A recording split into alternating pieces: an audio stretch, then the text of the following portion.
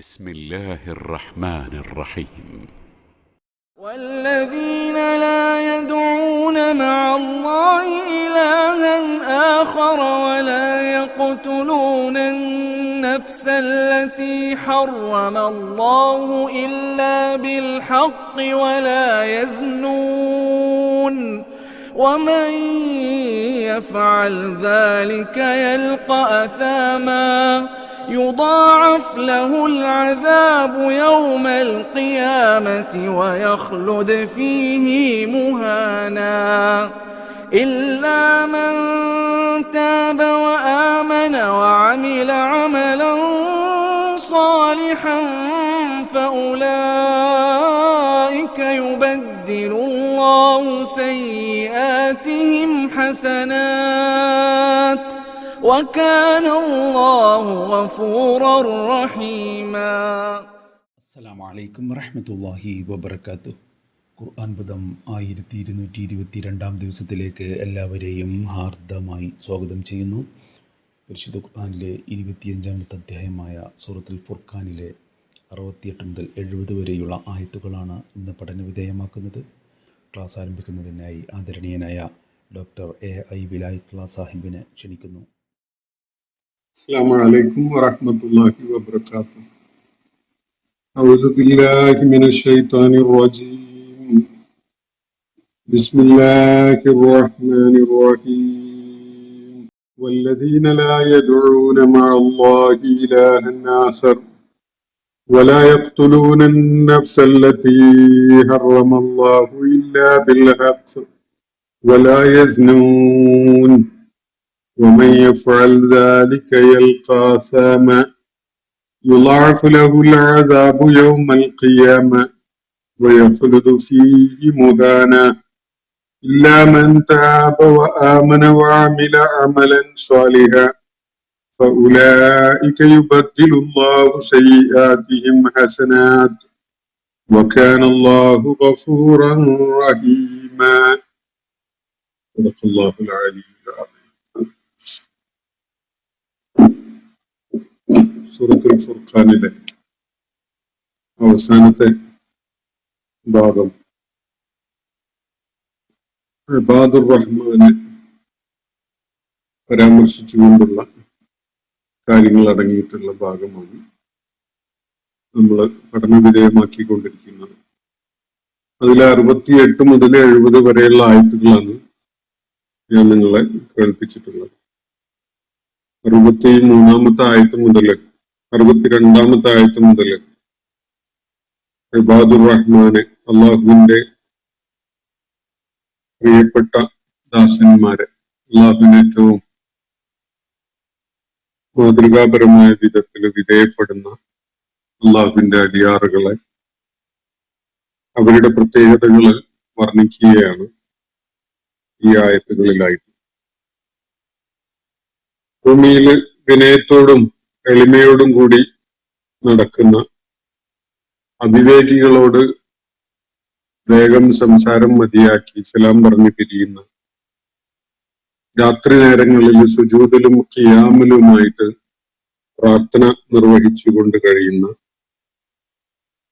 നരകശിക്ഷയെ തൊട്ട് തങ്ങളെ കാത്തുരക്ഷിക്കണമേ എന്ന് നിരന്തരമായി ഭയപ്പാടോടും ആശങ്കയോടൊക്കെ കൂടി പ്രാർത്ഥിച്ചുകൊണ്ടിരിക്കുന്ന,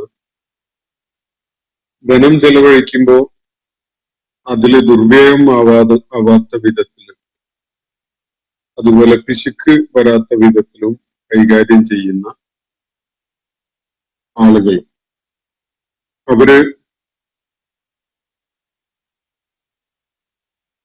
വളരെ പ്രധാനപ്പെട്ട 3 തിന്മകളെ മാറ്റി നിർത്തുന്നവരാണ് എന്നാണ് ഇന്ന് നമ്മൾ വായിച്ച ആയത്തുകളുടെ തുടക്കത്തിൽ പ്രത്യേകമായിട്ട് പറയുന്നത്. ചില പോസിറ്റീവായ കാര്യങ്ങൾ എണ്ണി പറഞ്ഞതിന് ശേഷം അവര് വർജിക്കുന്ന അല്ലെങ്കിൽ തീരെ അവരുടെ ജീവിതത്തിന്റെ ഭാഗമാക്കാതെ മാറ്റി നിർത്തിയിരിക്കുന്ന ചില തിന്മകളെ ചൂണ്ടിക്കാണിക്കുകയാണ്. വല്ലദീന ലാ യദഊന മഅല്ലാഹി ഇലാഹൻ ആഖർ. അതിലൊന്നാമത്തെ ഇതാണ്, അള്ളാഹു അല്ലാത്ത ഒരാളെയും അവർ ആരാധ്യനായി കണ്ടുകൊണ്ട് അവരോട് പ്രാർത്ഥിക്കുകയില്ല, അവരോട് സഹായം തേടി വിളിക്കുകയുമില്ല.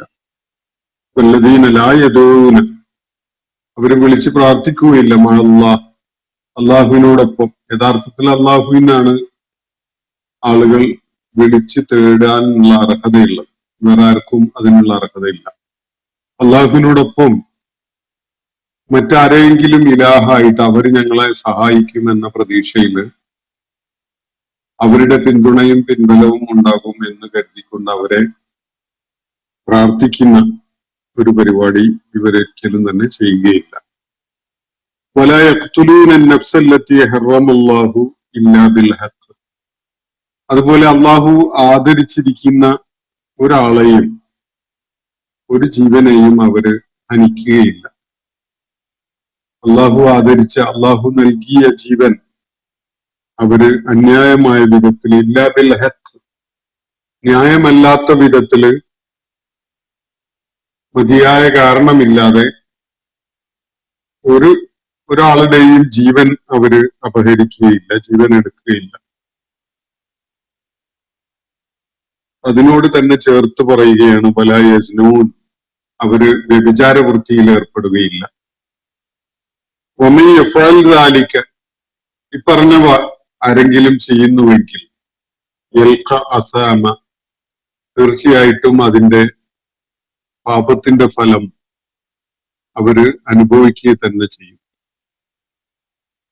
അങ്ങനെ ആരെങ്കിലും ഈ തിന്മ ചെയ്യുന്നുവെങ്കിൽ വമൻ യഫ്അൽ ദാലിക യൽഖ അസാമ, അവര് ചെയ്തിരിക്കുന്ന പാപത്തിന്റെ ഫലം അവർ അനുഭവിക്കുക തന്നെ ചെയ്യും.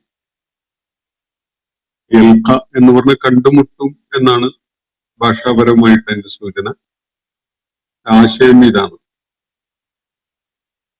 പാപത്തിന്റെ ഫലം അവര് അനുഭവിക്കുക തന്നെ ചെയ്യും, ഏറ്റുവാങ്ങേണ്ടി വരും. അസാമ എന്ന് പറഞ്ഞ ഇസ്മ എന്ന വാക്കിൽ നിന്നുള്ളതാണ്. ഇസ്മ എന്ന് പറഞ്ഞ പാപം, പാപത്തിന്റെ കുറ്റം, അതിന്റെ ശിക്ഷ, ഇതാണ് ഇവിടെ സൂചിപ്പിക്കപ്പെടുന്നത്. ഭൗതിക ലോകത്ത് തന്നെ ഓരോരുത്തരും ചെയ്തു പോയ പാപത്തിനുള്ള ശിക്ഷയുടെ ചില അംശങ്ങളൊക്കെ അനുഭവിക്കേണ്ടി വരും. അതാണ് ഇവിടെ സൂചിപ്പിക്കപ്പെടുന്നത്. തുടർന്ന് പറയുന്നത് നോക്ക്, യുളാഅഫു ലഹുൽ അദാബു, അവർക്ക് ശിക്ഷ, ഇത്തരം പാപങ്ങൾ ചെയ്യുന്നവർക്കുള്ള ശിക്ഷ വർദ്ധിപ്പിച്ച് 10 മടങ്ങായിട്ട് നൽകപ്പെടും. യൗമൽ ഖിയാമ, അന്ത്യനാളിൽ വർദ്ധിച്ച തോതിലുള്ള ശിക്ഷ അവരെ ഏറ്റുവാങ്ങേണ്ടി വരും. വയഖ്ലുദു ഫീഹി മുഹാന, അവർ ആ മാനഹാനിയിൽ, ആ നിന്ദ്യതയിലായിരിക്കും നിത്യമായി കഴിയേണ്ടി വരിക. ആ നിന്ദ്യതയിൽ നിന്ന്, ആ അപമാനത്തിൽ നിന്ന് അവർക്കൊരു മുക്തി ഉണ്ടാവുകയില്ല. ഇല്ലാമൻ താബ വ ആമന വ അമില അമലൻ സ്വാലിഹ, വിശ്വസിക്കുകയും പശ്ചാത്തപിച്ച് മടങ്ങുകയും വിശ്വാസം നേരെയായതാക്കുകയും ശരിയായ വിശ്വാസം ഉൾക്കൊള്ളുകയും നല്ല കർമ്മങ്ങൾ ചെയ്യുകയും ചെയ്തവരൊഴികെ. ഫഉലൈക യുബദ്ദിലുല്ലാഹു സയ്യിആതിഹിം ഹസനാത്ത്, ഇങ്ങനെ പാപകർമ്മങ്ങൾ ചെയ്തു പോയതിനു ശേഷം തൗബ ചെയ്ത് മടങ്ങുകയും ഈമാൻ നേരെയാക്കുകയും അമലു സ്വാലിഹാത്തിൽ മുഴുകുകയും ചെയ്യുന്ന ആളുകൾക്ക് തീർച്ചയായിട്ടും അല്ലാഹു അവരുടെ പാപങ്ങളുടെ സ്ഥാനത്ത് ഹസനാത്തുകൾ, സുഹൃതങ്ങൾ പകരമാക്കും. അവര് ചെയ്തു പോയ പാപങ്ങൾക്ക് പകരമായിട്ട് സൽപ്രവർത്തികളാണ് അവിടെ പകരമായിട്ട് കാണിക്കപ്പെടുക. വഖാനല്ലാഹു ഗഫൂറൻ റഹീമ, തീർച്ചയായിട്ടും അല്ലാഹു ഏറെ പൊറുക്കുന്നവനും കരുണയുള്ളവനുമാണ് എന്നാണ് തുടർന്ന് പറയുന്നത്. അപ്പോ സൂറത്തുൽ ഫുർഖാനിലെ 68 മുതൽ 70 വരെയുള്ള ആയത്തുകളുടെ ഏകദേശ സാരമാണ് ഞാൻ നിങ്ങളുടെ ശ്രദ്ധയിൽ കൊണ്ടുവന്നിട്ടുള്ളത്.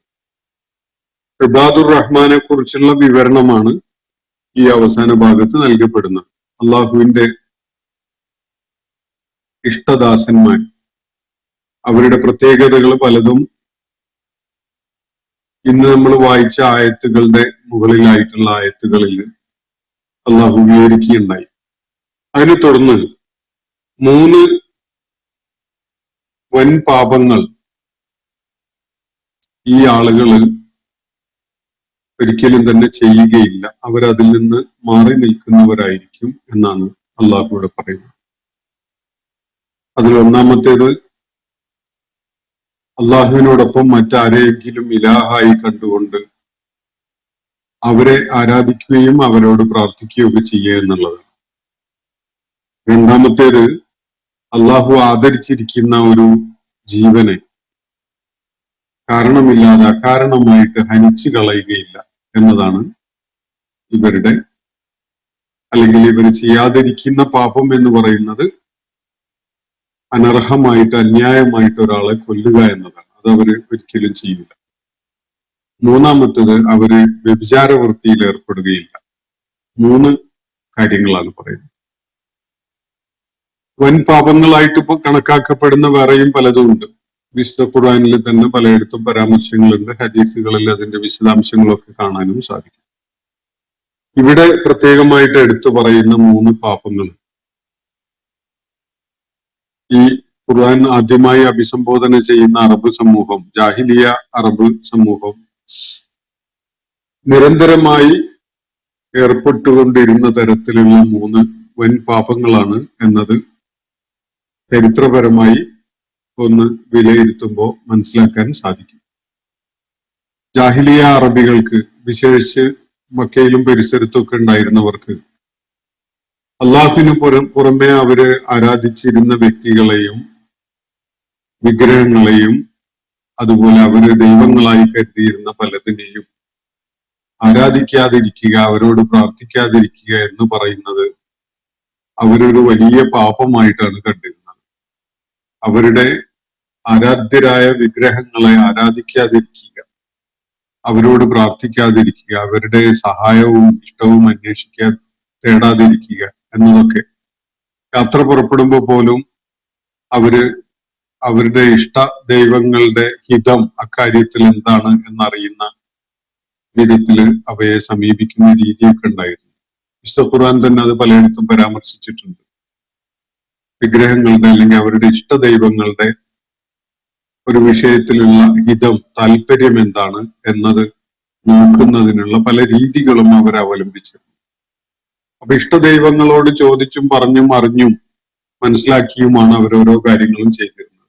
അങ്ങനെ ചെയ്യാതിരിക്കുന്നതാണ് അവര് വലിയ പാപമായിട്ട് കണ്ടിരുന്നത്. അപ്പോ അവരെത്രത്തോളം ഈ ബഹുദൈവത്വത്തിന്റെ ഒരു ജീവിത രീതിയിലേക്ക് ആണ്ടുപോയിരുന്നു എന്നതാണ് അത് സൂചിപ്പിക്കുന്നത്. സർവവ്യാപിയായ വിധത്തില് വിഗ്രഹാരാധനയും ബഹുദൈവത്വവും അവർക്കിടയിൽ വേരോട്ടം നേടിയിരുന്നു എന്നതാണ് അത് സൂചിപ്പിക്കുന്ന കാര്യം. രണ്ടാമത്തെ കാര്യം, കൊല നടത്തുക എന്നത് വളരെ നിസ്സാരമായ ഒരു ഏർപ്പാടായിരുന്നു. ആളുകളുടെ ജീവന് വില കൽപ്പിക്കാത്ത വിധത്തില്, അള്ളാഹു ആദരിച്ച ജീവനെ അതർഹിക്കുന്ന ആദരവ് നൽകാത്ത വിധത്തില്, മനുഷ്യന്റെ ജീവന് വിലയില്ലാത്ത വിധത്തിൽ പെരുമാറുന്ന, നിരന്തരം കൊലപാതകങ്ങളും അതിനുള്ള പ്രതിക്രിയയായിക്കൊണ്ടുള്ള ആവർത്തിച്ചുള്ള കൊലപാതകങ്ങളും ഒരു സംസ്കാരം തന്നെയായി മാറിയിട്ടുണ്ടായിരുന്ന ഒരു രീതിയാണ് ജാഹിലിയ അറബികൾക്കിടയിൽ നിലനിന്നിരുന്നത്. അങ്ങനെ എന്തെങ്കിലും കൊല നടന്നതിന്റെ പേരിലുള്ള പക ഒരു കാലത്തും അവസാനിക്കാത്ത വിധത്തില് ഗോത്രങ്ങള് പരസ്പരം അത് കണക്ക് വെച്ച് തീർത്തുകൊണ്ടിരിക്കുന്ന ഒരു സംസ്കാരം. പലപ്പോഴും യാതൊരു നിലക്കും കാരണക്കാരനായിട്ടുള്ള ആളായിരിക്കണമെന്നില്ല, അല്ലെങ്കിൽ എന്തെങ്കിലും ദ്രോഹം അവർക്ക് ചെയ്ത ആളാവണമെന്നില്ല. നിരപരാധികളായ, ഒരു ന്യായവുമില്ലാത്ത വിധത്തിലായിരിക്കും പലരെയും അങ്ങനെ അവര് വധിച്ചുകൊണ്ടിരുന്നത്. അപ്പോ ഒരു കാരണവുമില്ലാതെ, ന്യായമില്ലാതെ, മതിയായ എന്തെങ്കിലും ജസ്റ്റിഫിക്കേഷൻ ഇല്ലാത്ത വിധത്തില് ആളുകളുടെ ജീവൻ എടുക്കുക എന്നത്, നിസ്സാരമായ കാര്യങ്ങളുടെ പേരിൽ അങ്ങനെ ചെയ്യുക എന്നത് അവരുടെ ഒരു ജീവിത രീതി തന്നെയായി മാറിയിട്ടുണ്ടായിരുന്നു. ആ വിധത്തിൽ തന്നെയാണ് യുദ്ധങ്ങളും ഏറ്റുമുട്ടലുകളും സംഘർഷങ്ങളും ഒക്കെ ഉണ്ടായി വന്നിട്ടുള്ളത്. ഇതും അവരുടെ ജീവിതത്തിന്റെ തന്നെ ഒരു ഭാഗമായി മാറിയിട്ടുണ്ടായിരുന്ന ഒരു കാര്യമാണ്. മൂന്നാമത് പറയുന്നത് സിനയാണ്, വ്യഭിചാരവൃത്തി. അറേബ്യയില് പല രൂപത്തിലുള്ള വ്യഭിചാരവൃത്തി പ്രചാരത്തിലുണ്ടായിരുന്നു. സ്ത്രീ പുരുഷ ബന്ധത്തിന് ഒരു വ്യവസ്ഥയും മാനദണ്ഡവും ഇല്ലാത്ത വിധത്തില് വ്യഭിചാരം സർവ്വസാധാരണമായി മാറിയ ഒരു സംസ്കാരം അറേബ്യയിൽ ഇസ്ലാമിന്റെ ആഗമനത്തിന് മുമ്പായിട്ട് നിലനിന്നിരുന്നു. അപ്പോ ഈ വക തിന്മകളിൽ മുഴുകുന്നവരാവുകയില്ല അള്ളാഹുവിന് ഇഷ്ടപ്പെട്ട ദാസന്മാര് എന്നതാണ് അള്ളാഹു ഇവിടെ ചൂണ്ടിക്കാണിക്കുന്നത്. അതിൽ ഏറ്റവും ഗൗരവമേറിയത് ഒന്നാമതായിട്ട് പരിഗണിക്കപ്പെട്ടിട്ടുള്ള അള്ളാഹുവിൽ പങ്കു ചേർക്കുക എന്നത് തന്നെയാണ്. അള്ളാഹു അല്ലാത്തവർക്ക് അള്ളാഹുവിന് നൽകേണ്ട വിധേയത്വവും കീഴ്പ്പെടലും ആരാധനയും ഒക്കെ നൽകുന്ന സംഗതിയാണ് ശിർക്ക് എന്ന് പറയുന്നത്. അത് ഒരു സമൂഹത്തിന്റെ, ഒരു വ്യക്തിയുടെ എന്ന പോലെ ഒരു സമൂഹത്തിന്റെ തന്നെ നിലപാടുകളെയും വീക്ഷണങ്ങളെയും അവരുടെ ജീവിത രീതിയെയും തന്നെ പാടെ മാറ്റിമറിക്കും. അള്ളാഹുവിന്റെ ഏകത്വത്തെ ഉൾക്കൊണ്ടുകൊണ്ട് അള്ളാഹുവിനെ റബ്ബായി മനസ്സിലാക്കുന്ന ആളുകൾക്ക് അവന്റെ മാർഗദർശനം അനുസരിച്ച് ജീവിക്കാനുള്ള സന്നദ്ധതയോ അല്ലെങ്കിൽ അതിനുള്ള ഒരു മാനസികമായ തയ്യാറെടുപ്പും ഉണ്ടാവുകയുള്ളൂ. അവര് അള്ളാഹുവിനെ അംഗീകരിച്ച് അള്ളാഹുവിന് വിധേയപ്പെട്ട് കഴിയുന്നു എന്ന് പറയുന്നതിന്റെ അർത്ഥം തന്നെ അവർ ചില പ്രിൻസിപ്പിൾസിന്റെ അടിസ്ഥാനത്തിൽ മാത്രമേ അവരുടെ ജീവിതവുമായി ബന്ധപ്പെട്ട കാര്യങ്ങളിൽ അവർ നിലപാട് സ്വീകരിക്കുകയുള്ളൂ എന്നാണ് അതിന്റെ അർത്ഥം. അവർക്കൊരു വ്യവസ്ഥയും ചിട്ടയും ക്രമവും ഒക്കെ ഉണ്ടാവും എല്ലാറ്റിനും. അത് അടിസ്ഥാനപരമായി സത്യത്തിൽ അധിഷ്ഠിതമായതും നീതിയിൽ അധിഷ്ഠിതമായതും ഒക്കെ ആയിരിക്കും. എന്നാൽ അങ്ങനെ അല്ലാത്ത വിധത്തില് അള്ളാഹു അല്ലാത്ത പലതിനെയും ആരാധ്യന്മാരായി സ്വീകരിക്കുന്നവർക്ക് അങ്ങനെ ഒരു വ്യവസ്ഥ ഉണ്ടാവില്ല. അങ്ങനെ ഒരു ജീവിതക്രമവും അല്ലെങ്കിൽ പ്രിൻസിപ്പിൾസും ആ വിധത്തില് ഉണ്ടാവുകയില്ല. അത് തീർത്തും ഒരു അരാജകത്വത്തിന്റെ ചിത്രമാണ് അക്കാര്യത്തിൽ നമുക്ക് അവരുടെ ജീവിത രീതിയായിട്ട് കാണാൻ സാധിക്കും. അപ്പൊ ഒന്നാമത് ഇവിടെ പറഞ്ഞിട്ടുള്ളത് അള്ളാഹു അല്ലാത്ത ഒരാളെയും അവര് ഇലാഹായി കണ്ടുകൊണ്ട് വിളിച്ചു പ്രാർത്ഥിക്കുകയോ അവരെ ആരാധിക്കുകയോ ഒന്നും ചെയ്യുകയില്ല എന്നതാണ്. അങ്ങനെ ചെയ്യാതിരിക്കുന്നത് വലിയ പാപമായിട്ടാണ് ജാഹിലിയ അറബികൾ കണ്ടിട്ടുണ്ടായിരുന്നത്. എന്നാൽ അള്ളാഹുവിടെ ശ്രദ്ധയിൽ കൊണ്ടുവരുന്നത് അള്ളാഹു അല്ലാത്തവരെ വിളിച്ച് പ്രാർത്ഥിക്കുന്നതാണ് ഏറ്റവും വലിയ പാപം എന്ന കാര്യമാണ്. അത് ഓരോരുത്തരുടെയും ജീവിത നിലപാടുകളെയും ജീവിത ദർശനത്തെയും സമീപനങ്ങളെയും ഒക്കെ മാറ്റിമറിക്കുന്ന ഒരു കാര്യമാണ്. തൗഹീദ് ഉൾക്കൊള്ളുന്ന ഒരാളെ സംബന്ധിച്ചിടത്തോളം ഒരു ചെടി പിഴുതു കളയുന്നുണ്ടെങ്കിൽ, ഒരു മരം വെട്ടുന്നുണ്ടെങ്കിൽ, ഒരു മൃഗത്തിനെ കൊല്ലുന്നുണ്ടെങ്കിൽ അതിന് ശരിയായ ന്യായവും അംഗീകാരവും ഉള്ള വിധത്തിലേ അത് ചെയ്യാൻ സാധിക്കുകയുള്ളൂ. മൃഗമാണ്, എന്റെ കയ്യിൽ ആയുധമുണ്ട് എന്നതിന്റെ പേരിൽ അതിനെ അങ്ങ് വെട്ടിയോ തല്ലിയോ കുത്തിയോ അടിച്ചോ കൊന്നുകളയുക എന്നത് ഇസ്ലാം അംഗീകരിക്കുന്ന ഒരു കാര്യമേ അല്ല.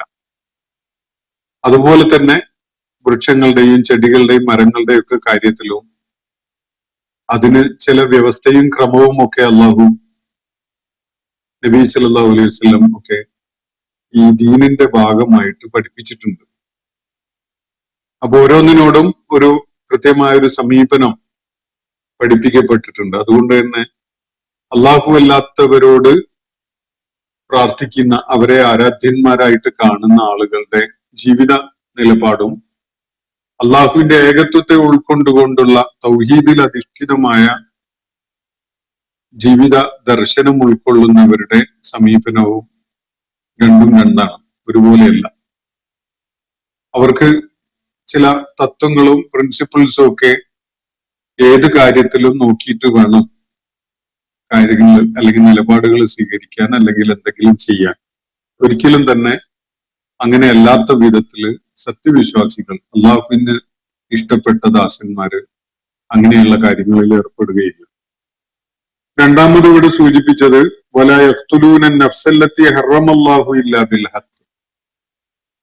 അള്ളാഹു ആദരിച്ചിട്ടുള്ളതാണ് മനുഷ്യന്റെ ജീവൻ, അതുപോലെ അള്ളാഹുവിന്റെ സൃഷ്ടിജാലങ്ങളുടെ ഒക്കെ ജീവൻ. അതിനുള്ള മതിയായ ന്യായമില്ലാത്ത വിധത്തില് അവരൊന്നിനെയും കൊല്ലുകയില്ല.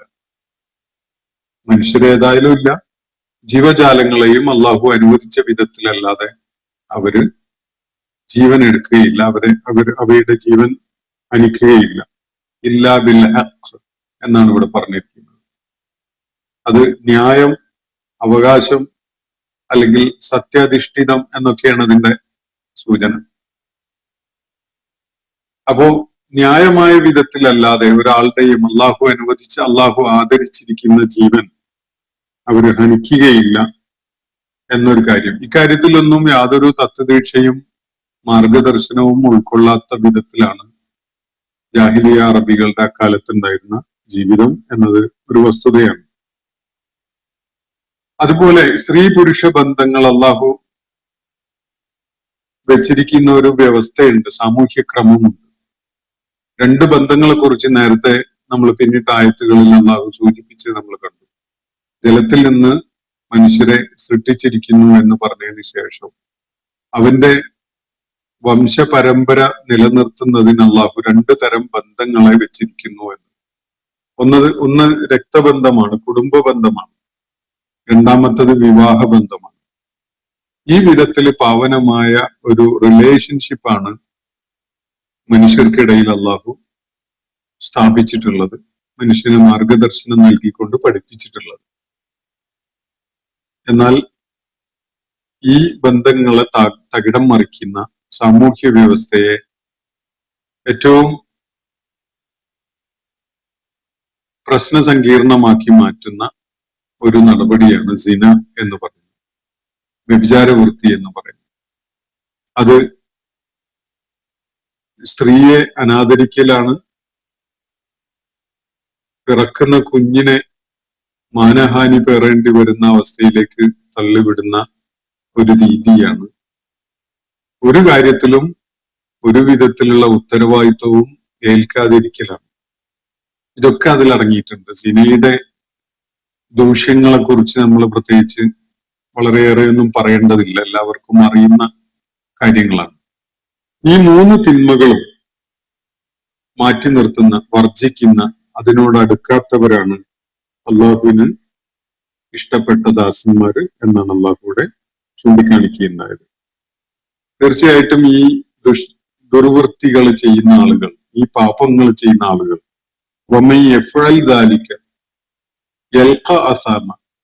അതിന്റെ പാപഫലം അനുഭവിക്കുക തന്നെ ചെയ്യും. ഈ മൂന്ന് കാര്യങ്ങളെ പരാമർശിച്ചുകൊണ്ട് അള്ളാഹു പറയുകയാണ്, ആരെങ്കിലും ഈ പാപങ്ങള് ചെയ്യുന്നുവെങ്കിൽ തീർച്ചയായിട്ടും അതിന്റെ ഫലം അവൻ നേരിടേണ്ടി വരിക തന്നെ ചെയ്യും. അതിനെ തുടർന്ന് പാരത്രിക ലോകത്ത് അതിന്റെ പ്രത്യാഘാതങ്ങൾ ഏറ്റുവാങ്ങേണ്ടി വരുന്നതിനെ കുറിച്ച് പറയുന്നത് കൊണ്ട് തന്നെ ഈ ആദ്യ പരാമർശം ഭൗതിക ലോകത്ത് തന്നെ അവര് നേരിടേണ്ടി വരുന്ന പാപഫലം ആണ് ആദ്യത്തെ ആയത്തിൽ സൂചിപ്പിക്കപ്പെട്ടിട്ടുള്ളത് എന്ന് മനസ്സിലാക്കാൻ സാധിക്കും.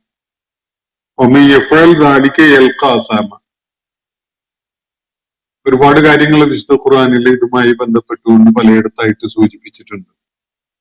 അവരുടെ ഭൗതിക ലോകത്തുള്ള ജീവിതത്തെ തന്നെ ഇത്തരം തിന്മകൾ, വിശേഷിച്ച് ഇതിലെ മൂന്നാമത് പറഞ്ഞ കാര്യവുമായി ബന്ധപ്പെട്ടുകൊണ്ട് സിന എന്നത് അവരുടെ ജീവിതത്തിന്റെ സമാധാനം കെടുത്തുന്ന ഒരു സംഗതിയാണ്.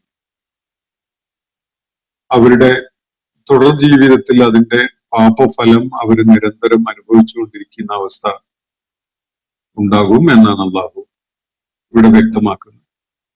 അത്തരം പാപ കൃത്യങ്ങള് ചെയ്ത് ജീവിച്ച് അങ്ങനെ നിർലജ്ജമായ വിധത്തിൽ ജീവിച്ച ആളുകളുടെ പിൽക്കാല ജീവിതവും അവര് ജീവിതത്തിന്റെ അവസാന ഘട്ടങ്ങളിലൊക്കെ അനുഭവിക്കേണ്ടി വന്ന അവസ്ഥകളൊക്കെ നമുക്ക് വിലയിരുത്താൻ നമ്മുടെ മുന്നിൽ ഒരുപാട് കേസ് സ്റ്റഡീസ് തന്നെ കാണും. അതിനു വേണ്ടിയുള്ള ശ്രമം നമ്മൾ നടത്തുകയാണെങ്കിൽ ഭൗതിക ലോകത്ത് തന്നെ അതിന്റെ പാപഫലം അവർ ഏറ്റുവാങ്ങേണ്ടി വരും എന്നാണ് അള്ളാഹു ഇവിടെ പറയുന്നത്. യുളാഅഫു ലഹുൽ അദാബു യൗമൽ ഖിയാമ, ഉയർത്തെഴുന്നേൽപ്പ് നാളിൽ അവർക്ക് ശിക്ഷ വർദ്ധിതമായിട്ട് നൽകപ്പെടും, ഇരട്ടിപ്പിക്കപ്പെടും. വയഖ്ലുദു ഫീഹി മുഹാന, ആ മാനഹാനിയിൽ, ആ അഭിമാനം നഷ്ടപ്പെട്ട അവസ്ഥയിൽ ആയിരിക്കും അവർ നിത്യമായി കഴിയേണ്ടി വരിക. പാരത്രിക ലോകത്ത് അവർ ആ നിന്ദ്യതയില് തുടരെ കഴിയേണ്ടി വരുന്നു എന്നതാണ് അവരേറ്റുവാങ്ങേണ്ടി വരുന്ന ഒരു ശിക്ഷ എന്നാണ് ഇവിടെ ചൂണ്ടിക്കാണിക്കപ്പെടുന്നത്. എന്നാൽ അള്ളാഹു പശ്ചാത്തപിച്ച് മടങ്ങുകയും വിശ്വാസം ശരിയായ വിധത്തിൽ ക്രമീകരിക്കുകയും സൽക്കർമ്മങ്ങളിൽ വ്യാപൃതരാകുകയും ചെയ്യുന്ന ആളുകളെ ഈ പാപങ്ങൾ ഏറ്റുവാങ്ങുന്നതിൽ നിന്ന്, പാപങ്ങൾക്കുള്ള ശിക്ഷ ഏറ്റുവാങ്ങുന്നതിൽ നിന്ന് മാറ്റി നിർത്തിയിരിക്കുകയാണ്. ഇല്ലാമൻ താബ വ ആമന വ അമില സ്വാലിഹൻ, അമലൻ സ്വാലിഹൻ. അപ്പൊ ഈ 3 കാര്യങ്ങൾ ചെയ്യാൻ സന്നദ്ധരാവുന്നവർക്ക് അള്ളാഹു ആ പാപത്തിന്റെ ശിക്ഷ ഏറ്റുവാങ്ങേണ്ടി വരുന്നതിൽ നിന്ന് അവരെ ഒഴിച്ചു നിർത്തിയിരിക്കുന്നു എന്നാണ് അള്ളാഹു ഇവിടെ പറയുന്നത്. ഈ 3 പാപങ്ങൾ തീർച്ചയായിട്ടും വൻ പാപങ്ങൾ തന്നെയാണ്. പക്ഷെ ഈ വൻ പാപങ്ങൾ ചെയ്ത ആളുകളുടെ കാര്യത്തിലും അള്ളാഹു തീരെ പ്രതീക്ഷയില്ലാതെ അവരുടെ മോചനം എന്നത്, അതിന്റെ മോചനത്തിന്റെ വാതിൽ അടച്ചിടുകയല്ല ചെയ്യുന്നത്. 3 പരിഹാര മാർഗങ്ങൾ ഇവിടെ നിർദ്ദേശിക്കുന്നുണ്ട്. ഒന്നാമത്തത് തൗബ ചെയ്യുക എന്നതാണ്. ആ പാപവൃത്തിയിൽ നിന്ന് പശ്ചാത്തപിച്ച് മടങ്ങുക, അള്ളാഹുവിലേക്ക് അതിന്റെ പേരിൽ ഖേദം പ്രകടിപ്പിച്ചുകൊണ്ട് തെറ്റേറ്റു പറഞ്ഞ് അള്ളാഹുവിനോട് പശ്ചാത്തപിച്ച് മടങ്ങുകയാണ്. കുമ്പസാരക്കൂട്ടിൽ കയറിയിരുന്ന് പാതിരിയോട് ക്ഷമ ചോദിക്കുകയോ മാപ്പ് പറയുകയോ അല്ല, പടച്ച തമ്പുരാനോട് മഗ്ഫിറത്ത് തേടിക്കൊണ്ട് തൗബ ചെയ്യുക എന്നതാണ് ഇതിൽ ഒന്നാമത്തെ കാര്യം. ഈ പറഞ്ഞിരിക്കുന്ന അക്രമങ്ങളൊക്കെ തന്നെയും അള്ളാഹുവിനോട് കൂടി ചെയ്യുന്ന അക്രമങ്ങളാണ് യഥാർത്ഥത്തിൽ. അതുകൊണ്ട് തന്നെ ഏതെങ്കിലും വ്യക്തികൾ അതിൽ ഇൻവോൾവ് ആയിട്ടുണ്ടെങ്കിൽ അതിനുള്ള പരിഹാരങ്ങൾ ചെയ്യേണ്ടി വരുന്നതോടൊപ്പം അള്ളാഹുവിനോട് പശ്ചാത്തപിച്ച് മടങ്ങുക എന്നത് അയാൾക്ക് പാപമുക്തി ലഭിക്കാൻ ഏറ്റവും അനിവാര്യമായ ഒരു ഘടകം തന്നെയാണ്. അപ്പോ അള്ളാഹു അങ്ങനെ പാപമോചനം തേടിക്കൊണ്ട് തൗബ ചെയ്ത് മടങ്ങുന്ന, തൗബയുടെ നിബന്ധനകളൊക്കെ നമുക്ക് അറിയാം. അത് വീണ്ടും ആവർത്തിക്കാതിരിക്കുന്നതും ജീവിത രീതി നന്നാക്കിയെടുക്കുന്നതും ഒക്കെ ആയിട്ടുള്ള, നിരന്തരം തെറ്റ് ചെയ്യുകയും നിരന്തരം പാപമോചനം തേടുകയും ചെയ്യുന്ന ഒരു സംസ്കാരം ഇസ്ലാം പഠിപ്പിക്കുന്നില്ല. ഒരാഴ്ച ചെയ്ത തെറ്റുകളൊക്കെ ആഴ്ചയുടെ അവസാനത്തിൽ കുമ്പസാരക്കൂട്ടിൽ കയറി നിന്ന് ഏറ്റുപറഞ്ഞാൽ അതിൽ നിന്ന് പാപമോചനം നേടി എന്ന് കരുതുന്ന ഒരു സംഗതിയല്ല ഇസ്ലാം മുന്നോട്ട് വെക്കുന്നത്. ഒരു പാപം ചെയ്തു പോയാൽ അതിൽ ഉടനെ തന്നെ പശ്ചാത്തപിച്ച് മടങ്ങുകയും അതിനുള്ള പ്രായശ്ചിത്തം ചെയ്യുകയും എന്നിട്ട് ഒരിക്കലും തന്നെ പിന്നീട് ആ തിന്മയിലേക്ക് മടങ്ങാതിരിക്കുകയും ചെയ്യുക എന്നതാണ് ആ പാപം പൊറുക്കപ്പെടുന്നതിനുള്ള നിബന്ധനയായിട്ട് ഇസ്ലാം പഠിപ്പിക്കുന്നത് എന്ന് കാണാൻ കഴിയും. അപ്പൊ ഇല്ലാമൻ താബ വ ആമന വ അമില അമലൻ സ്വാലിഹ, ഒന്നാമതായിട്ട് തൗബ ചെയ്ത് മടങ്ങുക എന്നതാണ്. വ ആമന, ഈമാനെ ദൃഢപ്പെടുത്തുക എന്നുള്ളതാണ് രണ്ടാമത്തത്. വിശ്വാസപരമായ ദാർഢ്യത കൈവരിക്കുക, അള്ളാഹുവിനെ മുൻനിർത്തിക്കൊണ്ട് ജീവിതത്തെ പുനഃക്രമീകരിക്കുക. അവന്റെ വിശ്വാസത്തിന്റെ അടിത്തറയിൽ, ആ പിൻബലത്തിലായിരിക്കും പിന്നീട് അയാളുടെ ജീവിതം മുഴുവനും. നേരത്തെ സംഭവിച്ചു പോയ പാപത്തിന്റെ പേരിൽ അങ്ങേയറ്റത്തെ പശ്ചാത്താപവും വിഷമവും ദുഃഖവും ഒക്കെ അനുഭവിച്ചുകൊണ്ട് അതിൽ ഖേദിച്ച് മടങ്ങുന്നവനായിക്കൊണ്ട് പിന്നീട് ജീവിതത്തെ ഈമാന്റെ ഒരു പ്രതിഫലനമായി, അള്ളാഹുവിലുള്ള വിശ്വാസത്തിന്റെ ഒരു പ്രതിഫലനമായി മാറുന്ന വിധത്തിൽ ജീവിക്കുന്ന ഒരു കാര്യമാണ് ഇവിടെ ചൂണ്ടിക്കാണിക്കപ്പെടുന്നത്.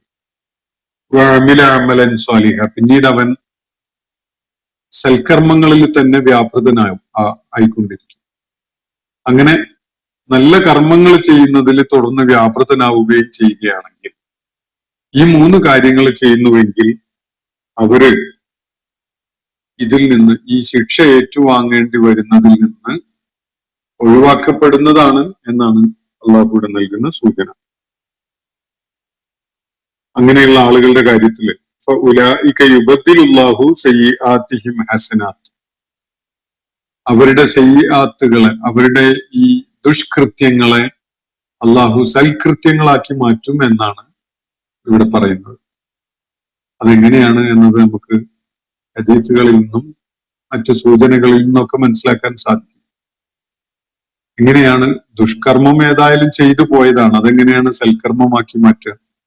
അള്ളാഹു ഇവിടെ പറയുന്നത് ഹസനാത്ത്, ഇവരുടെ ദുഷ്കർമ്മങ്ങളുടെ സ്ഥാനത്ത് അള്ളാഹു പകരമായി സൽക്കർമ്മങ്ങൾ കൊണ്ടുവരും എന്നാണ് ഇവിടെ പറയുന്നത്. ബദലായിട്ട് ഹസനാത്ത് കൊണ്ടുവരും. അതെങ്ങനെ സംഭവിക്കുന്നത്? ഒരാള് ഒരു തെറ്റ് ആവർത്തിച്ച് ചെയ്തിട്ടൊക്കെ ഉണ്ടെങ്കിൽ അത്തരം തെറ്റുകളുടെ പേരിൽ അത് ഓർക്കുന്ന ഘട്ടങ്ങളിലൊക്കെയും അള്ളാഹുവിനോട് പശ്ചാത്തപിച്ച് മടങ്ങുന്നുവെങ്കിൽ ആ ഇസ്തിഗ്ഫാർ, ഓരോ തവണ അയാൾ കാണിക്കുന്ന ആ പശ്ചാത്താപവും ആ മഗ്ഫിറത്ത് തേടലും ഒരു സൽക്കർമ്മമായിട്ട് അള്ളാഹു എഴുതി ചേർക്കും. അങ്ങനെ സൽക്കർമ്മങ്ങൾ ഒരുപാട് വർദ്ധിപ്പിച്ച് ദുഷ്കർമ്മങ്ങളെ അവൻ മായ്ച്ചു കളയും എന്നതാണ് അള്ളാഹുവിടെ സൂചിപ്പിക്കുന്നത്. അത്രയും ആഴത്തിൽ മനസ്സ് തട്ടി പശ്ചാത്തപിച്ച ഒരാള് ആ സംഭവത്തെ ഓർക്കുന്ന ഓരോ ഘട്ടങ്ങളിലും അള്ളാഹുവിനോട് മഗ്ഫിറത്ത് തേടിക്കൊണ്ട് ഇസ്തിഗ്ഫാർ നടത്തുന്നുവെങ്കിൽ, ആ ഓരോ മനസ്സിന്റെ ഓരോ സ്പന്ദനവും ഉണ്ടല്ലോ, മഗ്ഫിറത്ത് തേടിക്കൊണ്ടുള്ള ഇസ്തിഗ്ഫാർ നടത്തിക്കൊണ്ടുള്ള ആ സ്പന്ദനം, അത് ഓരോന്നും ഒരു സൽക്കർമ്മമായിട്ട് അള്ളാഹു എഴുതി ചേർത്തുകൊണ്ട് അവന്റെ പാപങ്ങളുടെ സ്ഥാനത്ത് ഹസനാത്തുകൾ നിറയ്ക്കും എന്നാണ് അള്ളാഹുവിടെ നൽകുന്ന സൂചന. അള്ളാഹു സൽക്കർമ്മങ്ങളെ 10 മടങ്ങ് ഫലമുള്ളതാക്കി മാറ്റും എന്ന സൂചന വേറെ പലയിടത്തും നൽകുന്നതും നമുക്ക് കാണാൻ കഴിയും. വകാന അല്ലാഹു ഗഫൂറൻ റഹീം, തീർച്ചയായിട്ടും അള്ളാഹു പുറത്തു കൊടുക്കുന്നവനും കരുണ ഉള്ളവനുമാണ് എന്നാണ് ഇവിടെ പറയുന്നത്. 2 എക്സ്ട്രീംസിലാണ് പലപ്പോഴും മതസമൂഹങ്ങളെ കാണാൻ സാധിക്കുക. ഒന്ന്, പാപകൃത്യങ്ങൾ ചെയ്യുന്നതിന് വളരെ നിസ്സാരമായി കാണുന്ന വിധത്തില് ഇന്ന് തെറ്റ് ചെയ്യുക, വൈകുന്നേരം പോയി പശ്ചാത്തപിക്കുക, നാളെ രാവിലെ വീണ്ടും തെറ്റ് ചെയ്യുക, നാളെ വൈകുന്നേരം പശ്ചാത്തപിക്കുക, ഈ ആഴ്ച മുഴുവനായിട്ടും പാപങ്ങളിൽ കഴിയുക, എന്നിട്ട് ഞായറാഴ്ച കുമ്പസാരക്കൂട്ടിൽ കയറിയിട്ട് പശ്ചാത്താപം നടത്തുക അല്ലെങ്കിൽ കൺഫ്യൂഷൻ നടത്തുക. ഇങ്ങനെ പരിഹാരമുണ്ടാകും എന്ന് കരുതുന്ന വിധത്തിൽ പഠിപ്പിക്കപ്പെട്ടാല് അത് പാപകൃത്യങ്ങളോട് വളരെ ലളിതമായ ലാഘവത്തോടു കൂടിയുള്ള ഒരു സമീപനമായി മാറും. സമൂഹത്തിൽ ഒരു ഭാഗത്ത് തിന്മ വളരെ വ്യാപകമായിട്ട് പരക്കുകയും അതേ സമയത്ത് കുമ്പസാരക്കൂടുകളുടെ എണ്ണവും പശ്ചാത്താപം നടത്തുന്നവരുടെ എണ്ണമൊക്കെ അങ്ങനെ വർദ്ധിച്ചുകൊണ്ടിരിക്കുകയും ചെയ്യും. പ്രത്യേകിച്ച് ഫലമൊന്നും ഉണ്ടാവില്ല. തിന്മ എപ്പോഴും ചെയ്യാം, നമുക്ക് എപ്പോ വേണമെങ്കിലും പശ്ചാത്തപിക്കാലോ എന്നൊരു നിലപാടും അങ്ങനെ ആളുകൾ സ്വീകരിച്ചുകൊണ്ടിരിക്കും. ഇതാണ് ഒരു എക്സ്ട്രീമെന്റ്. വേറൊരു എക്സ്ട്രീമെന്റ്, മനുഷ്യന് തെറ്റ് പറ്റിപ്പോയത് അതൊരിക്കലും തന്നെ പുറത്തു കിട്ടൂല, അതിന് നീ നരകശിക്ഷ അല്ലെങ്കിൽ അതിന് നിശ്ചയിക്കപ്പെട്ടുള്ള ശിക്ഷ അനുഭവിച്ചേ തീരൂ എന്ന വിധത്തിലുള്ള ഒരു വളരെ കടുത്ത നിർദ്ദയത്വം കാണിക്കുന്ന ഒരു നിലപാട്, അതും ചില സമൂഹങ്ങള് വെച്ചു പുലർത്തുന്നതായിട്ട് കാണാൻ സാധിക്കും. ഇത് രണ്ടുമല്ല ഇസ്ലാം പഠിപ്പിക്കുന്നത്. തെറ്റ് പറ്റിപ്പോയ ആളുകളുടെ കാര്യത്തിൽ അല്ലാഹു അവർക്ക് പാപമുക്തിയുടെ ഒരു കവാടം, ഒരു വലിയ കവാടം തന്നെ തുറന്നു വെച്ചിട്ടുണ്ട്. നമുക്ക് പല സംഭവങ്ങളും ഹദീസുകളിൽ കാണാൻ കഴിയും. 199 ആളുകളെ കൊന്നിട്ടുള്ള ഒരാളുടെ കാര്യത്തിൽ അയാൾക്ക് ഇനി മോചനമുണ്ടോ, മോക്ഷമുണ്ടോ എന്ന് തേടിക്കൊണ്ട് അന്വേഷിച്ച് പുറപ്പെടുകയാണെങ്കിൽ, അങ്ങനെ അയാള് 100ാമത്തെ ഒരാളെ ഒരു പണ്ഡിതന്റെ അടുക്കലേക്ക് പോയിട്ട് അയാളോട് ആ കാര്യം ചോദിച്ചപ്പോ അയാൾക്ക് മോക്ഷമില്ല എന്ന് കേൾക്കാൻ കഴിഞ്ഞപ്പോ അയാളെയും കൂടി കൊന്നു കളഞ്ഞൊരു കഥ. 100 പേരെ കൊന്നതിന് ശേഷം വീണ്ടും അയാള് പോവുകയാണ്. അങ്ങനെ ഒരു പണ്ഡിതന്റെ അടുക്കൽ എത്തിയിട്ട് ചോദിച്ചപ്പോ അയാൾ പറഞ്ഞു, നിനക്ക് പാപമോചനമുണ്ട്, നീ ഒരു പ്രത്യേക സ്ഥലത്തിന്റെ പേര് പറഞ്ഞു കൊടുത്തിട്ട് അവിടെ ചെന്നിട്ട് ഇന്ന ആളെ പോയി കാണണം. അയാൾ പറഞ്ഞിരുന്നു, സമാനമായ രീതിയിൽ പറഞ്ഞ സംഭവം. അങ്ങനെ ആ യാത്ര പുറപ്പെട്ട് പാതി വഴിയിൽ വെച്ച് അയാൾ മരിച്ചു പോവുകയാണ്. മലക്കുകൾക്കിടയിൽ, റഹ്മത്തിന്റെയും അദാബിന്റെയും മലക്കുകൾക്കിടയിൽ ഒരു തർക്കം നടക്കുന്ന ഒരു സംഭവമാണ് ഹദീസുകളിൽ ഇത് സംബന്ധമായി സൂചിപ്പിക്കുന്നത്. അയാൾ നടന്ന് എത്താനിരുന്ന ആ നാട്ടിലേക്ക് ഒരല്പം കൂടുതൽ അടുപ്പമുണ്ടായിരുന്നു അയാൾ പുറപ്പെട്ട നാട്ടിലേക്കുള്ളതിനേക്കാൾ എന്ന കാരണത്താൽ അയാളുടെ ആത്മാവിന് റഹ്മത്തിന്റെ, കാരുണ്യത്തിന്റെ മലക്കുകൾക്ക് വിട്ടുകൊടുക്കേണ്ടി വന്ന, അദാബിന്റെ മലക്കുകൾ ഏറ്റുവാങ്ങാൻ അനുവദിക്കപ്പെടാതിരുന്ന ഒരു സംഭവം ഹദീസുകളിൽ വിവരിക്കപ്പെട്ടതായിട്ട് കാണാൻ കഴിയും. ഒരു സംഭവം ഹദീസിൽ കാണാൻ കഴിയുന്നത് അബൂ ഹുറൈറ റളിയല്ലാഹു അൻഹു റിപ്പോർട്ട് ചെയ്യുന്ന ഒരു കാര്യമാണ്. ഒരിക്കൽ അദ്ദേഹം ഇശാ നമസ്കാരം കഴിഞ്ഞ് അദ്ദേഹത്തിന്റെ താമസിച്ചിരുന്നിടത്തേക്ക് പോവുകയായിരുന്നപ്പോഴാണ് ഒരു സ്ത്രീ അദ്ദേഹത്തെ സമീപിച്ചുകൊണ്ട് ചോദിക്കുന്നത്, ഞാന് ഒരുപാട് തെറ്റുകൾ ചെയ്തു പോയിട്ടുണ്ട്, ഞാന് വ്യഭിചാര വൃത്തിയിൽ ഏർപ്പെടുകയും എനിക്ക് അതിലൊരു കുഞ്ഞ് ജനിക്കുകയും ചെയ്തപ്പോ ആ കുഞ്ഞിനെ ഞാൻ കൊന്നുകളഞ്ഞു, എനിക്കിനി പാപമോചനമുണ്ടോ എന്നാണ് ആ സ്ത്രീ അബൂ ഹുറൈറ റളിയല്ലാഹു അൻഹുവിനോട് ചോദിക്കുന്നത്. അദ്ദേഹം ഒറ്റ വാക്കിൽ തന്നെ പറഞ്ഞ മറുപടി, ഇല്ല, നീ ശിക്ഷ ഏറ്റുവാങ്ങേണ്ടി വരിക തന്നെ ചെയ്യുമെന്നാണ്. പിറ്റേന്ന് കാലത്ത് അദ്ദേഹം നബി സല്ലല്ലാഹു അലൈഹി വസല്ലമയുടെ അടുക്കൽ ചെന്നിട്ട് ഈ സംഭവങ്ങൾ പറഞ്ഞപ്പോ ആ സ്ത്രീ വല്ലാതെ ആർത്തു കരഞ്ഞുകൊണ്ടാണ് അബൂ ഹുറൈറ റളിയല്ലാഹു അൻഹുവിന്റെ അടുക്കൽ നിന്ന് പോയത്. അങ്ങനെ പിറ്റേന്ന് നബി സല്ലല്ലാഹു അലൈഹി വസല്ലമയോട് ഈ കാര്യം പറഞ്ഞപ്പോ നബി സല്ലല്ലാഹു അലൈഹി വസല്ലം ഈ ആയത്ത് ഉദ്ധരിച്ചുകൊണ്ട് അബൂ ഹുറൈറ റളിയല്ലാഹു അൻഹുവിനോട് ചോദിക്കുകയുണ്ടായി, ഇല്ലാമൻ താബ വ ആമന വ അമില സ്വാലിഹൻ എന്നത് നീ കേൾക്കുകയുണ്ടായില്ലേ എന്നാണ് നബി സല്ലല്ലാഹു അലൈഹി വസല്ലം ചോദിച്ചത്. തൗബ ചെയ്യുകയും ഈമാൻ ശരിയാക്കുകയും സൽക്കർമ്മങ്ങളിൽ വ്യാപൃതരാകുകയും ചെയ്തവരൊഴികെ എന്ന് അല്ലാഹു പറഞ്ഞത് നീ കാണുകയുണ്ടായില്ലേ, ശ്രദ്ധിക്കുകയുണ്ടായില്ലേ എന്നതാണ് ചോദ്യം. ഇത് കേട്ടതോടുകൂടി അബൂ ഹുറൈറ റളിയല്ലാഹു അൻഹു ആ സ്ത്രീയെ കണ്ടെത്താൻ വേണ്ടി പരതി നടക്കുകയായിരുന്നു. അങ്ങനെ ആ സ്ത്രീയെ കണ്ടുപിടിച്ച് ഈ കാര്യം, ഈ സന്തോഷ വാർത്ത അവരെ അറിയിക്കുകയാണ്.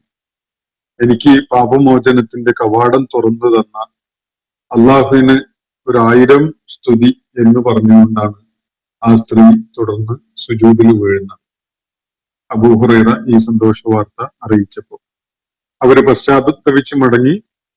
അങ്ങനെ അള്ളാഹുവിനോട് ഈ പശ്ചാത്താപത്തിന്റെയും പാപമുക്തിയുടെയും വഴി തുറന്നു കൊടുത്തതിലുള്ള സന്തോഷം കാണിച്ചുകൊണ്ട് തന്റെ അടിമയായിരുന്ന ദാസിയായ സ്ത്രീയെയും കുട്ടിയെയും അവര് അടിമത്തത്തിൽ നിന്ന് മോചിപ്പിക്കുകയും ചെയ്തു. എന്ന് പറഞ്ഞാൽ ഒരു സൽക്കർമ്മം ചെയ്തു എന്നാണ് സൂചിപ്പിക്കുന്നത്. അപ്പോ പശ്ചാത്താപത്തിന്റെയും അള്ളാഹുവിലേക്കുള്ള തിരിച്ചുവരവിന്റെയും കവാടം അള്ളാഹു തുറന്നു വെച്ചിട്ടുണ്ട്. അത് പക്ഷെ ഒരു തമാശക്കളിയാക്കി മാറ്റുന്ന വിധത്തില് എന്നും തെറ്റു ചെയ്യുകയും എന്നും പശ്ചാത്തപിക്കുകയും ചെയ്യുന്ന ഒരു ഏർപ്പാട് ഇസ്ലാം അനുവദിച്ചിട്ടുമില്ല. അതിനെക്കുറിച്ച് വിശുദ്ധ ഖുർആൻ വേറെ സൂചിപ്പിക്കുന്നുണ്ട്. മറ്റൊരിക്കല് ഒരു വൃദ്ധയായ സ്ത്രീ നബി സല്ലല്ലാഹു അലൈഹി വസല്ലമയുടെ അടുക്കൽ വന്നിട്ട് പറഞ്ഞു, താൻ ഒരുപാട് പാപങ്ങൾ ചെയ്തു പോയിട്ടുണ്ട്, താൻ ചെയ്യാത്തതായ ഒരു പാപവും ഇല്ല, തന്റെ പാപം എല്ലാവർക്കും ഇടയിൽ ആയിട്ട് വീതിച്ചു കൊടുക്കുകയാണെങ്കിൽ തന്നെ എല്ലാവരും അതിൽ മുങ്ങിപ്പോവും എന്നാണ് ആ സ്ത്രീ പറയുകയുണ്ടായത്. എനിക്ക് പാപമോചനമുണ്ടോ എന്നാണ് ആ സ്ത്രീ ചോദിച്ചത്. നബി സല്ലല്ലാഹു അലൈഹി വസല്ലം അവരോട് പറഞ്ഞത്, താങ്കള് അള്ളാഹുവിന്റെ മാർഗത്തില് വിശ്വാസമുള്ളവളായിട്ട് പ്രവേശിച്ചിട്ടുണ്ടോ എന്നാണ് ചോദിച്ചത്. ആ ഘട്ടത്തിൽ അവര് 2 ഷഹാദത്തും ചൊല്ലി, അശ്ഹദു അല്ലാ ഇലാഹ ഇല്ലല്ലാഹ് വ വഅശ്ഹദു അന്ന മുഹമ്മദൻ റസൂലുള്ളാഹ് എന്ന് പറഞ്ഞുകൊണ്ട് അവര് സത്യവിശ്വാസം സ്വീകരിക്കുകയുണ്ടായി. 2 കലിമയും ചൊല്ലിക്കൊണ്ടാണ് അവര് അത് ചെയ്തത്. അപ്പൊ നബി സല്ലല്ലാഹു അലൈഹി വസല്ലം പറഞ്ഞു, അതോടെ നിന്റെ എല്ലാ പാപങ്ങളും പൊറുക്കപ്പെട്ടിരിക്കുന്നു എന്ന് പറഞ്ഞു. അപ്പൊ ആ സ്ത്രീ വീണ്ടും ചോദിക്കുകയാണ്, എല്ലാ പാപങ്ങളും പൊറുക്കപ്പെടുമോ എന്ന്. നബി സല്ലല്ലാഹു അലൈഹി വസല്ലം ഏറ്റവും പ്രതീക്ഷാ നിർഭരമായ ഒരു കാര്യമാണ് അവരോട് പറഞ്ഞത്. സകലതും. ഈ 2 കലിമത്ത് ഉച്ചരിച്ചുകൊണ്ട് നീ അള്ളാഹുവിന് വിധേയപ്പെടുന്നതോടുകൂടി നിന്റെ മുൻകഴിഞ്ഞ മുഴുവൻ പാപങ്ങളും പൊറുക്കപ്പെടുക തന്നെ ചെയ്യും എന്നാണ് നബി സല്ലല്ലാഹു അലൈഹി വസല്ലം ആ സ്ത്രീയെ ആശ്വസിപ്പിച്ചുകൊണ്ട് പറയുകയുണ്ടായത്. ഹദീസുകളിൽ വേറെയും കാണാം, ഇസ്ലാം സ്വീകരിക്കുന്നതോടെ മുൻ പാപങ്ങളൊക്കെയും പൊറുക്കപ്പെടും എന്നത്. ഗ്രൂപ്പിൽ ഉന്നയിക്കപ്പെട്ട ഒരു ചോദ്യം ഉണ്ടായിരുന്നു, സുജൂദിനെ സംബന്ധിച്ചാണ്. നമ്മളെ ഈ ഇബാദുർ റഹ്മാനുമായി ബന്ധപ്പെട്ടുകൊണ്ടുള്ള വിവരണങ്ങളുടെ കൂട്ടത്തിൽ അതോ അതിന്റെ തൊട്ടു മുന്നേയുള്ള ആയത്തിലോ മറ്റോ വന്ന ഒരു പരാമർശവുമായി ബന്ധപ്പെട്ടതാണ്. സുജൂദില് നമുക്ക് അറിയുന്ന ഭാഷയിൽ പ്രാർത്ഥിക്കാമോ? കൈ ഉയർത്തി പ്രാർത്ഥിക്കുന്നതിനേക്കാൾ കുറച്ചുകൂടി ശ്രദ്ധ അതിൽ കിട്ടുമല്ലോ. സുജൂദിൽ നമുക്ക് എത്ര സമയം വേണമെങ്കിലും പ്രാർത്ഥിക്കാൻ പറ്റുമോ എന്നതാണ്. നമ്മൾ തനിച്ച് നിസ്കരിക്കുന്ന ഘട്ടങ്ങളിൽ സുജൂദിന്റെ ദൈർഘ്യമൊക്കെ നമ്മളുടെ ഇഷ്ടാനുസരിച്ച് നീട്ടിക്കൊണ്ടാണ്. നമുക്ക് വേണ്ട വിധത്തില് മനസ്സ് തട്ടിക്കൊണ്ട് പ്രാർത്ഥിക്കാം. അതിന് പ്രത്യേകിച്ച് ഭാഷയോ അല്ലെങ്കിൽ വേറെ എന്തെങ്കിലും ഒന്നും തടസ്സാവേണ്ടതില്ല. അങ്ങനെ ഒരു നിബന്ധനയും അള്ളാഹുവിടെയും പറഞ്ഞിട്ടുമില്ല. ഹദീസുകളിലും സുന്നത്തിലൊന്നും അത് കാണാനും പറ്റില്ല. ഫർള് നമസ്കാരം ജമാഅത്തായിട്ട് നിർവഹിക്കുമ്പോൾ അത് ബാക്കിയുള്ള ആളുകളെ കൂടി പരിഗണിച്ചുകൊണ്ടുള്ളതായതുകൊണ്ട് അതിന്റെ ക്രമമനുസരിച്ച് സുജൂദില് ചൊല്ലേണ്ട അദ്കാറുകൾ ചെയ്തുകൊണ്ട് അവസാനിപ്പിക്കുന്നതാണ് ഏറ്റവും ശരിയായ രീതി. ആളുകൾ പല തിരക്കുള്ളവരൊക്കെ ഉണ്ടാവും. അതേ സമയത്ത് നമ്മൾ തനിച്ച് നിസ്കരിക്കുന്നത് ഫർളായാലും സുന്നത്ത് നിസ്കാരങ്ങളായാലും സുജൂദിന് ദൈർഘ്യമുണ്ടാകുന്നതും നമ്മളെ മനസ്സ് തട്ടിക്കൊണ്ടുള്ള അള്ളാഹുവിനോടുള്ള തേട്ടങ്ങൾ നടത്തുന്നതിനൊന്നും തടസ്സമുള്ളതായിട്ട് നമുക്ക് എവിടെയും കാണാൻ പറ്റിയിട്ടില്ല. അതിന് ഭാഷയും ഒരു തടസ്സമായിട്ട് കാണേണ്ടതില്ല. സുജൂദ് അള്ളാഹുവിനോട് ഏറ്റവും അടുത്ത് നിൽക്കുന്ന ഒരവസ്ഥയാണ്. ആ അവസ്ഥയിൽ നമുക്ക് അള്ളാഹുവിനോട് മനസ്സ് തട്ടിക്കൊണ്ട് പറയേണ്ട ചോദിക്കേണ്ട കാര്യങ്ങളൊക്കെ ചോദിക്കുകയും പറയുകയൊക്കെ ചെയ്യാവുന്നതാണ്. അത് ഫലദായകമായ കാര്യവുമാണ് എന്നതാണ് വസ്തുത. ഞാനിവിടെ അവസാനിപ്പിക്കുകയാണ്. വാഖിറു ദഅ്വാന അനിൽ ഹംദുലില്ലാഹി റബ്ബിൽ ആലമീൻ. അസ്സലാമു അലൈക്കും വറഹ്മത്തുള്ളാഹി വബറകാതുഹു. ഇന്നത്തെ ഖുർആൻ പദം ഇവിടെ സമാപിക്കുന്നു. ഖുർആൻ പഠനത്തിൽ പങ്കെടുത്ത എല്ലാവർക്കും അല്ലാഹു അർഹമായ പ്രതിഫലം നൽകി അനുഗ്രഹിക്കട്ടെ. വആഖിറു ദഅ്വാന അനിൽ ഹംദുലില്ലാഹി റബ്ബിൽ ആലമീൻ. അസ്സലാമു അലൈക്കും വറഹ്മത്തുള്ളാഹി വബറകാതുഹു.